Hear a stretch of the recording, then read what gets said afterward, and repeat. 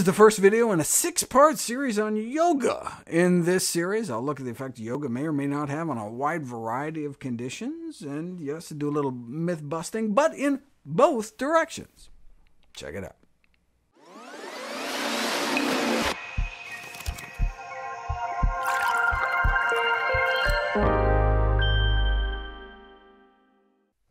The practice of yoga for health has become popular in the United States and worldwide. A 2016 survey estimated that 36 million Americans may be involved in yoga to varying degrees. Though the origins of yoga go back thousands of years, it was only introduced in the United States about a century ago. What are the risks and the benefits? Yoga users tend to report having a better health status, but that doesn't necessarily mean yoga was the cause. For example, yoga practitioners were more likely to be normal weight rather than obese, and that alone could give you better health. Of course, if the yoga was responsible for the weight loss, then that would certainly be to yoga's credit. But yoga users are also more likely to be white, female, young, and college-educated, all of which are independently associated with better health status. The same thing with higher socioeconomic status. Yoga practitioners also tend to exhibit other positive health behaviors, specifically more regular physical activity in general, and a vegetarian diet.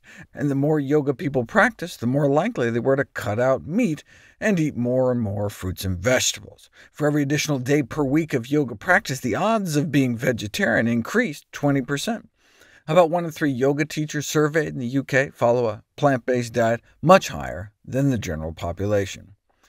So when you're doing a study like this, comparing the cardiovascular health of yoga practitioners to runners to sedentary individuals, you can see how difficult it would be to tease out the effects of yoga, when significantly more yogis reported refraining from eating meat compared to the other two groups. It's like when I was reading about the role of yoga in the prevention and management of various cardiovascular diseases. I was so excited to read that yoga could significantly reduce cholesterol levels. After all, heart disease is the #1 killer of men and women. And when I looked at those studies, I got really excited. Reversal of coronary atherosclerosis with yoga? I thought the only lifestyle intervention that could reliably do that was a whole food plant-based diet.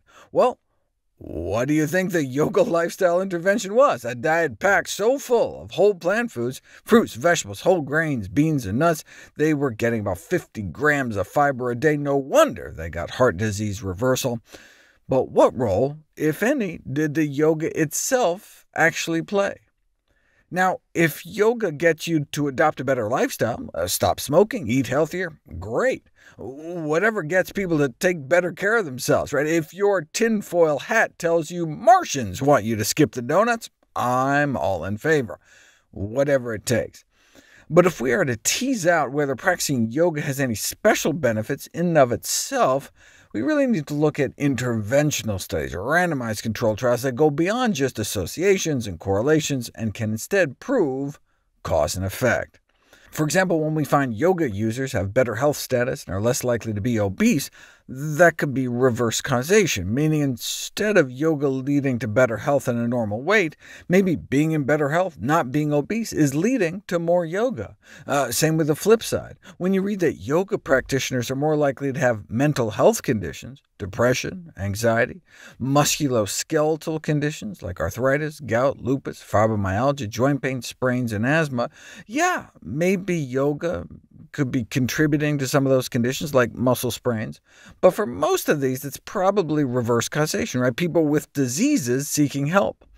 Are they getting it? The only way to know for sure is to put it to the test, which we'll explore next.